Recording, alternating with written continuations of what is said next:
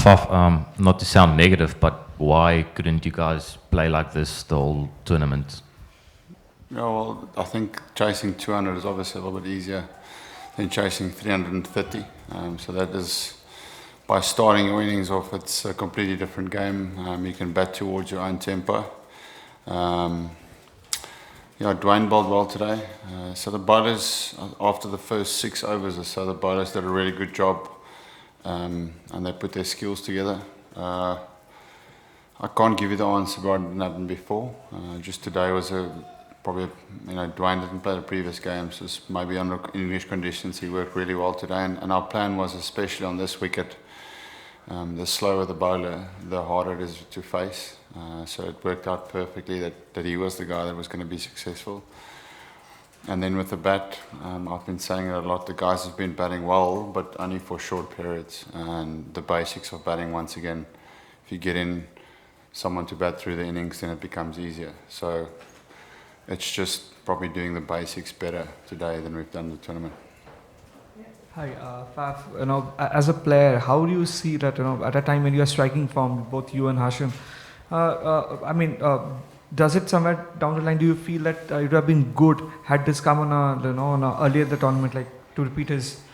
Yeah. No, I've personally felt like I've batted really well throughout the tournament. I've been getting starts, been feeling good. I just haven't been able to convert it into big scores. I suppose there's always that fine balance when you are chasing big scores, that you have to go through times of risks and times of just playing the pace of the innings. Today, the pace of the innings was dictated by the batters, but when you're chasing a much higher score, then the risk of your game goes up quite a bit.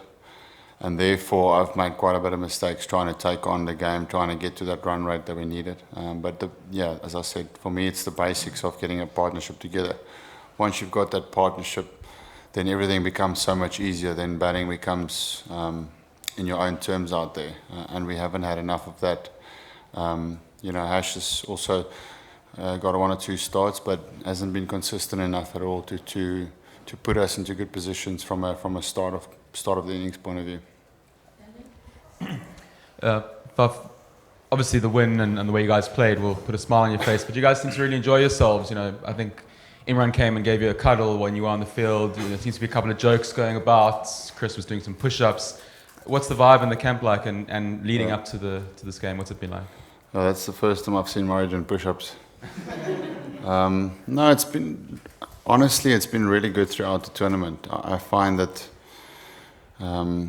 as tough as it's been behind the scenes, there has still been a team behind. There's been teamship behind the performances. So that was never the issue. There was never anything behind the scenes that wasn't working. It was purely a case of us not being good enough to beat teams and us letting ourselves down on some other occasions. And we've also been outplayed 1 or 2 times, but we've really tried to enjoy it. But in saying that, it's difficult to enjoy it all the time when you're not getting the performances that you want, So then we try and get away from the game to make sure that there's still a bit of fun away from the game. So it was really good to see that we could enjoy ourselves on the field today as well. Faf, the way Hashim batted today, last 3-4 years perhaps we haven't seen him at his best. Now with this World Cup, where do you see him going from here? Because he's such a key element, as we saw today when he gets going. But with him losing his touch over the years, how do you see his career panning out from here? Yeah, no, it's probably stating the obvious, but our dependence on how well and how badly we've done would have been a case of how well our top players scored runs, senior players doing well. And Ash played brilliantly today. If there was 1 or 2 more innings as like today, then we would have sit in a different position. Similar with myself, 1 or 2 more scores where I batted through. Same with Quinny. Those are probably your 3 most senior players. And then the other guys are still young in their careers. Rassi has shown signs for us this year, and then Aiden is just starting off. But yeah, the big scores has been highly dependent on those top three the last 2 years, and if that happens, then we do well as a team.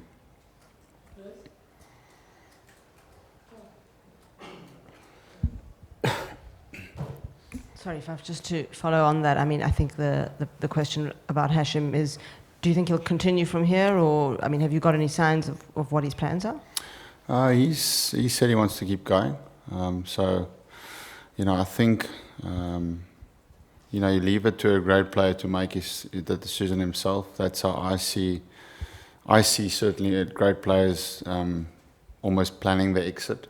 So, if Ash is doing well and he still wants to play, then he'll keep playing. Obviously, performances would be important for him to make sure that as any of us in the team, that if you're not consistent putting the runs on the board and someone else is pushing out the team, then you're competing with someone else.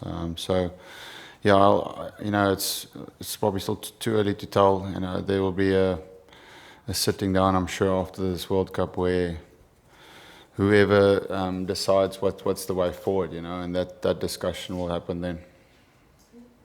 Just a little bit off cricket for a sec. The bees in the end of the Sri Lankan innings. How weird was that? Have you ever been stopped by bees? Yeah, I remember the last time it was at Joburg against Sri Lanka. Same thing happened.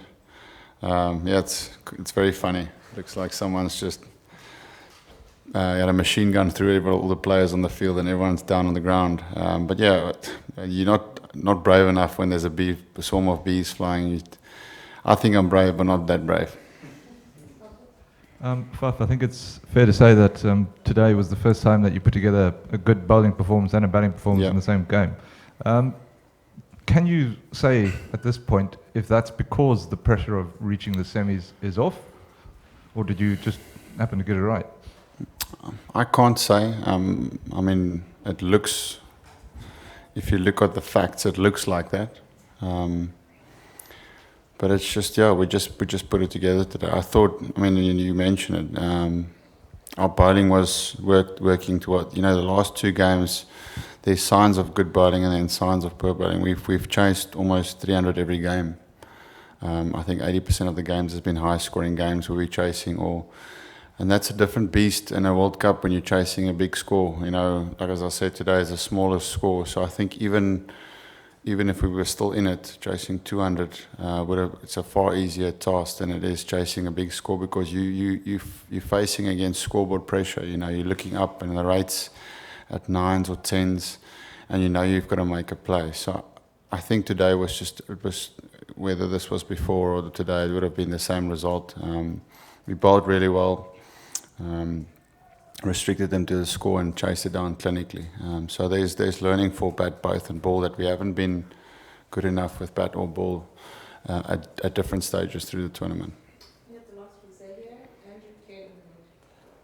Faf, just in the greater scheme of the World Cup, is this victory a hollow one, or is it a one that the relief after everything has gone before? It still feels hollow. It's great winning, obviously, but it's very, very bittersweet, because that we've let a lot of people down, and that was never the plan. So we will enjoy in the change room. We'll get together and we'll enjoy the performance. But I think when you go back, there will still be that hollow feeling of stuff that could have been in this tournament. But there's this crazy thing about this World Cup. It's been a remarkable tournament where different teams on the day comes and just beat anyone, and it just shows you that if you're not on top of your game in international cricket, the margins are so small. And we'll look back now, and we'll look back at this tournament as being very disappointing. But there's been a lot of games where the margins were so small. New Zealand, I remember India when we were bowling well their second innings, when KG was so unlucky. The margins are small, and then you get something going, and then that's the end of the game. And you look back, and it looks like you've been completely outplayed. But we haven't been great this tournament, but we certainly haven't been that far off the ball. Faf, you had a challenging start to the tournament with India and England in your first 3 games.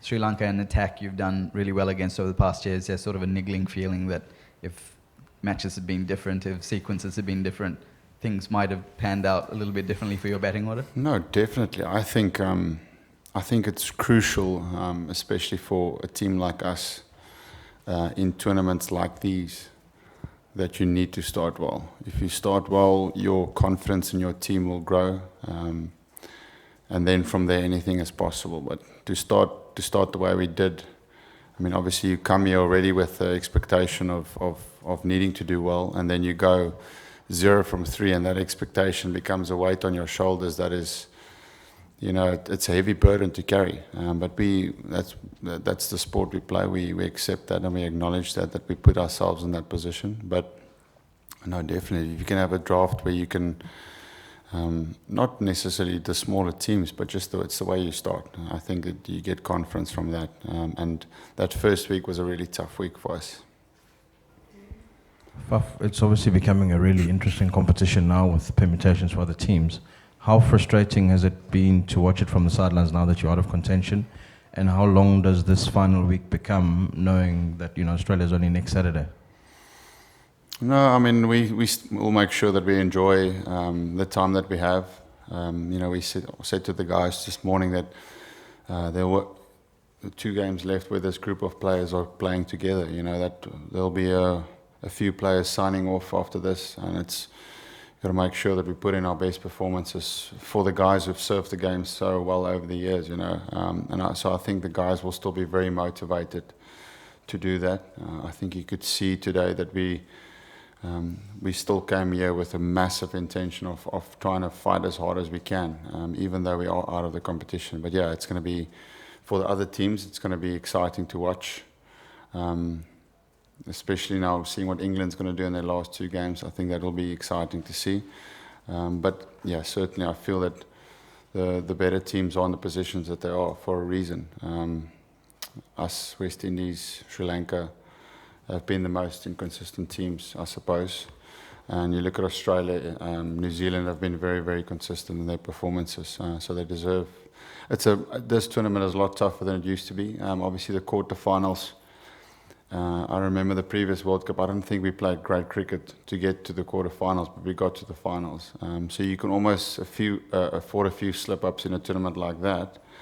But with this just semi-finals tiers that they've played it now, you have to be on top of your game, otherwise there's no way you're going to make it. Faf, apologies if you asked this before, but I was stuck in a lift. A lot of the time before the tournament, you spoke about guys not needing to be superheroes. The bowling of Dwayne Pretorius today, does that sort of epitomise the approach that you were looking for? And just if you can just talk us about the reasons why Dwayne maybe hasn't played since the England game, just in terms of conditions and that. Okay, I'll answer the second part first. As I said, on a lot of occasions, that Dwayne this whole season for us has been our number 7, starting the tournament. But as soon as Dale went down, our bowling attack needed something more. It needed some more X factor, and that's why we went to Murray. And I thought Murray's had a really good competition.